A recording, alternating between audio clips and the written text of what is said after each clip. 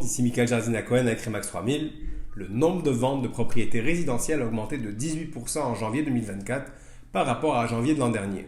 C'est le secteur de la Rive-Sud qui s'est nettement démarqué avec une augmentation de 36%, tandis que Montréal s'est limité à 8%. C'est un très bon départ qui s'annonce pour 2024, puis c'est en partie grâce aux baisses de taux qui sont attendues pour plus tard cette année. La période où les taux augmentaient est terminée. Maintenant, les taux devraient commencer à baisser. Malgré que le taux directeur de la Banque du Canada n'a pas encore baissé, les taux fixes sont déjà en baisse.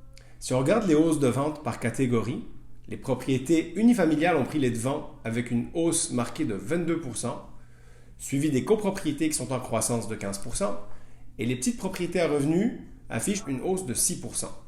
Il y a aussi le nombre d'inscriptions qui est en hausse, soit 16% de plus que l'an passé, mais tout comme le nombre de ventes, le niveau d'inventaire reste faible.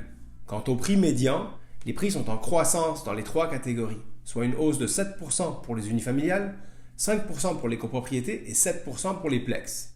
Pour résumer tout ça, la reprise est évidente dans un environnement où le volume d'inscription et le volume de vente restent encore faibles. Le marché est désormais plus équilibré, donc si vous hésitez à procéder avec vos plans d'achat ou de vente par crainte que les conditions ne soient pas optimales, rassurez-vous, ce n'est pas le cas. Vous devriez profiter de la haute saison et des conditions qui sont plutôt favorables. Si vous avez des questions ou vous voulez en discuter davantage, n'hésitez pas à me contacter, il me fera plaisir de communiquer avec vous. Merci et à bientôt!